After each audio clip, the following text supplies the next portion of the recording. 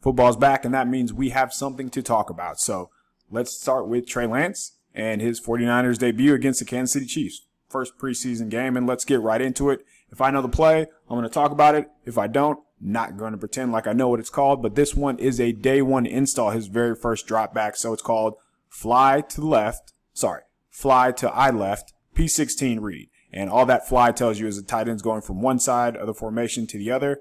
Both of the receivers, Trent Sherfield to the top, Brandon Ayuk to the bottom, have 20-yard curl routes. The only difference is Sherfield is actually locked onto his route, and it's literally called lock. So he starts on the 14-yard line, and you're going to see him end up on the 34-yard line, which is perfect. Like, that's exactly the route depth that he needs to have.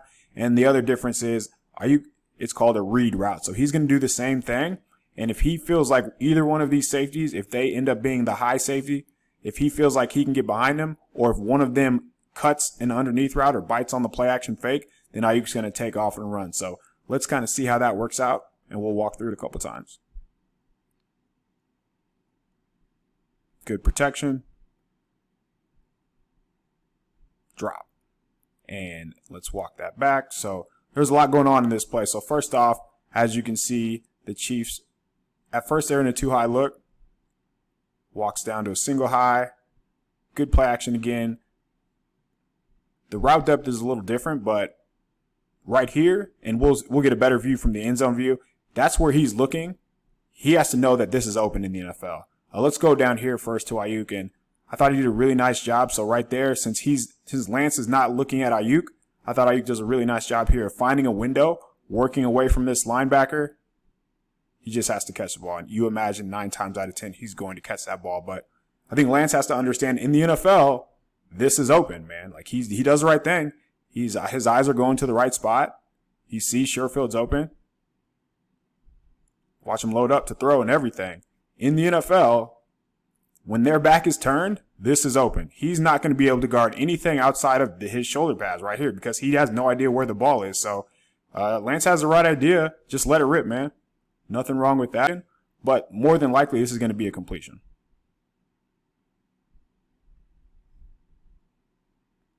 But I like how he keeps his eyes down the field, doesn't panic, makes a play, just drops the ball. All right, on this next drop back, Lance was sacked 4 times. I'm not putting this on him, but I will say 5 years from now, you probably want him to be able to get rid of the ball. So the Chiefs bring pressure. They're going to have a coverage bust here, which leaves Juwan Jennings running wide open across the middle of the field. You'll see this go up right now. Right there, just throw it, hit him. But again, you'll see in the end zone view that Daniel Brunskill just got toppled. And I think his feet got tangled up with the running back, and that's how he kind of, just went backward like that. You see it right there. So not much that Lance can do there, but it was a little bit of a theme just in this game on a few dropbacks where guys running right across his face and he doesn't see him. But again, there's so much pressure that it's really hard to blame him for not hitting Jennings crossing the field there. Let's look at it from the end zone view. Get a chance to see Sermon and Brunskill. I think Sermon does a really nice job there of attacking the blitzer. Running backs have a bad habit of just waiting in the backfield, but that's nice here. Just unfortunate that he got his feet tangled up.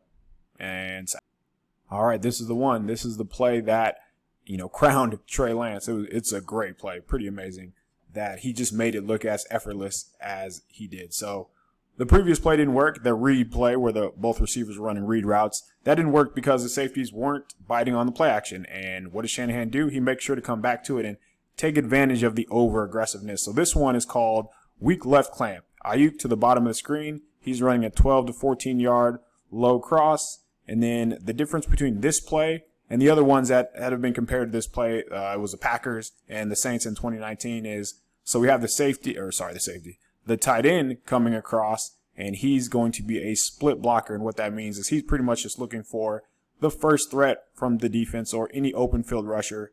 That way he just ensures the play has time to develop. And Trent Sherfield, who's at the top of the screen, that he can get into his route. So he's running a corner post. He's going to do that at 15 yards. And then he's going to get to the corner, fake like he's running to the corner, come across the field, and run a post. I thought he did a really nice job here, and let's just play it. I thought he did a nice job here of just not quitting on his route because, as you can see, he had to fight through a little bit of a jam there. And, one of the hot topics was Ayuk's open. And, would Jimmy throw that?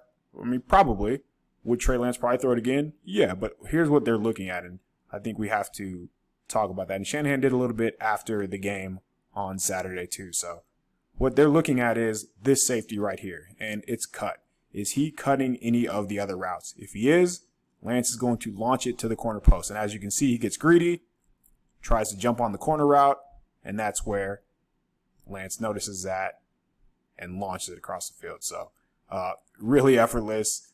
Tough to guard that, man. It's when you can stretch the field like he can with his arm strength, it's going to be very fun to watch. You can see here how important it was, because that 48 who was just running, if the tight end's not there, he probably gets a free run at the quarterback. So that's why that's important for that split blocker to go there. But bombs away, man, and let the legend grow.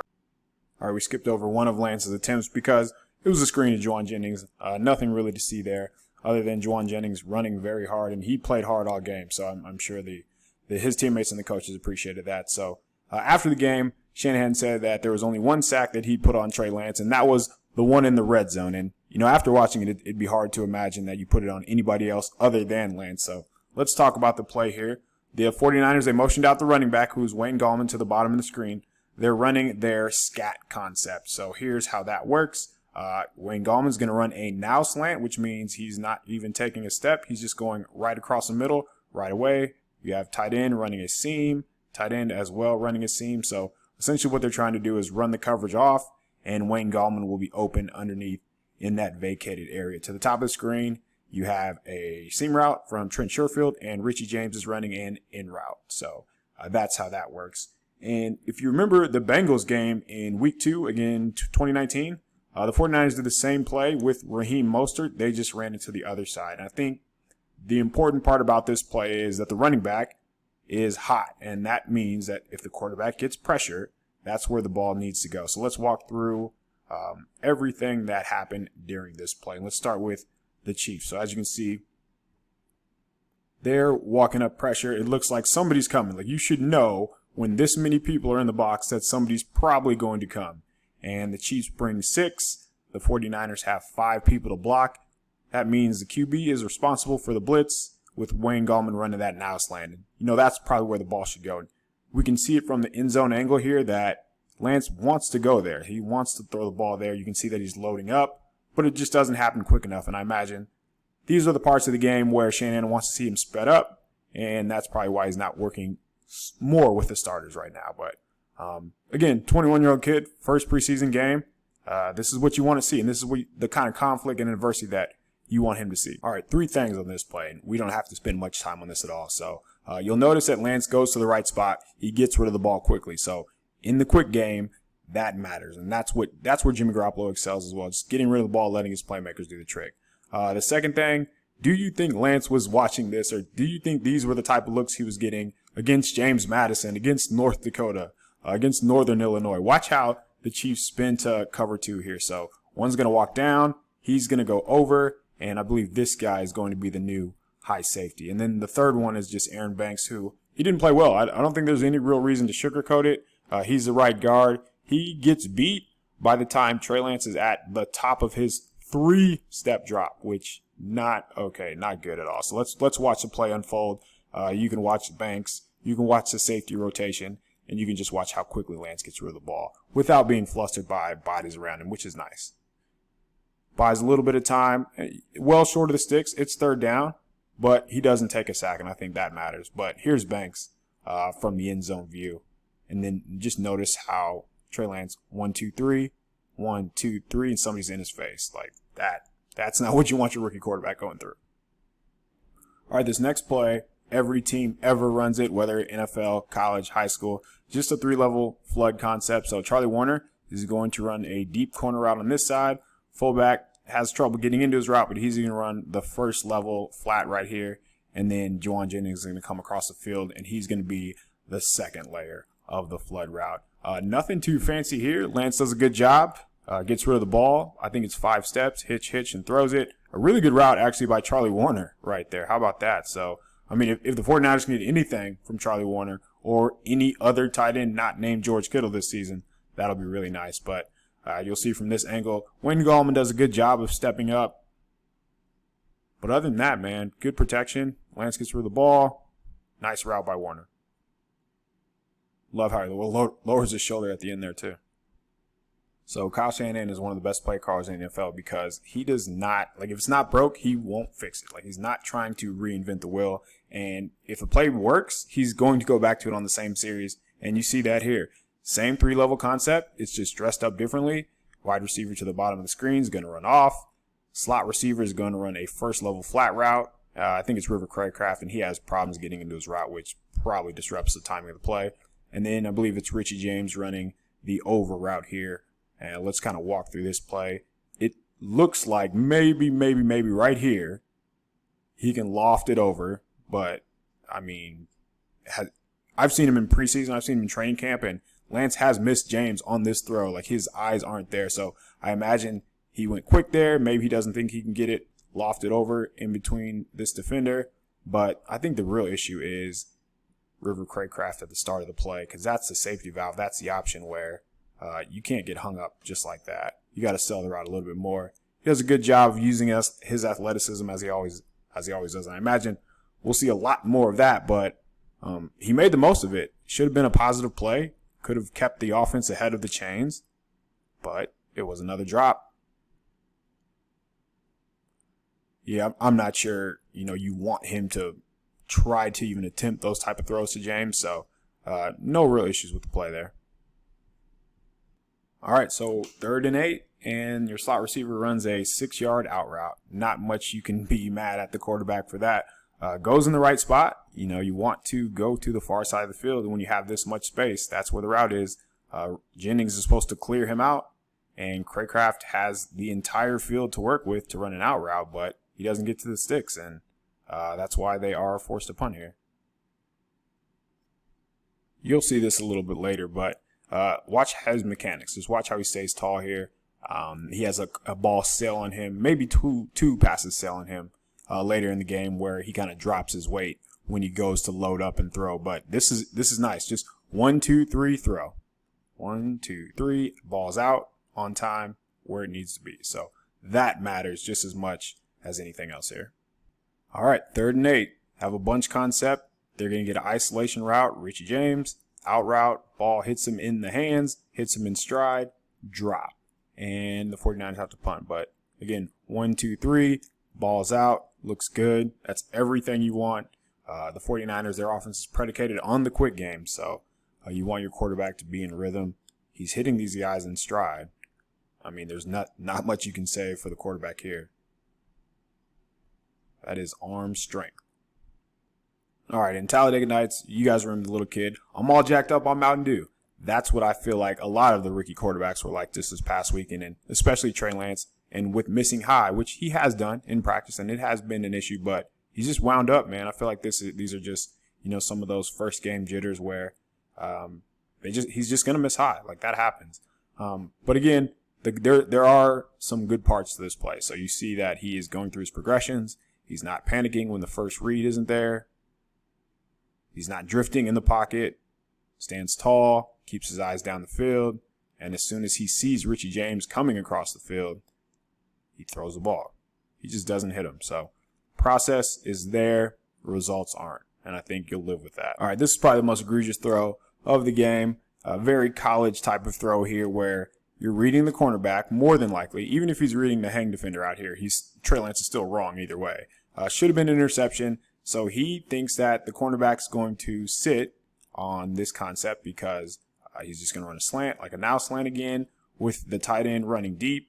He sees him guarding him, so he doesn't think that he's going to fall off, and he's going to undercut the route, and Lance just doesn't see him. Should have been interception. I think one thing to keep an eye on is to see if this is a habit, like if these things keep up in the preseason, or if he starts to learn the coverages, he starts to read how defenders are going to be in the NFL. All right, on this next throw, again, he just misses wide. You'll see from the end zone angle that he just doesn't have his cleats in the ground, and when you don't have your feet in the ground, you're probably not going to have the best base to throw a ball. Not really much else to add besides that. Still going in the right spot, not drifting in the pocket. So there are good things to this play, but just have to have your feet set to throw the ball. He knows that. All right, and this is what happens when you you do drift in the pocket. So he's beat right away. The left tackle, I believe it's Jalen Moore. There's no disputing that at all. I think this is a scenario where both things are true. Should he get beat almost instantaneously off the snap? No, of course not. But you probably don't want your quarterback drifting in the pocket and just giving him such an easy edge, such a soft edge. But like in a dream world, he kind of climbs the pocket here and is able to hit the flat route, and maybe, the fullback breaks a tackle, or the tight end to the bottom of the screen there breaks a tackle. But I mean, it's 3rd and long. You saw the receivers. They weren't getting open. Nobody's open. Jennings is still, he's covered. And then from the end zone view here, you'll see Lance drift a little bit. Again, he's probably, more than likely, he's going to get sacked either way. But I think a coaching point would be to, instead of drift like that, like you just did, maybe climb the pocket right there instead, which is what you want from a veteran, and that's what you expect from Lance moving forward. All right, this one's tough. This is another sack where, what do you want him to do? So by the time he's at the top of his drop again, there's somebody in his face. Nobody's open.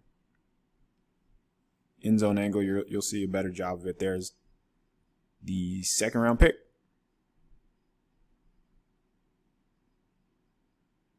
Right away. That's tough, man. That is not on Lance. Very next play. Nothing really going here. Just want to show you guys that this is the type of pressure that he's dealing with. It seems like the more this game went on, the more people were in his face right away.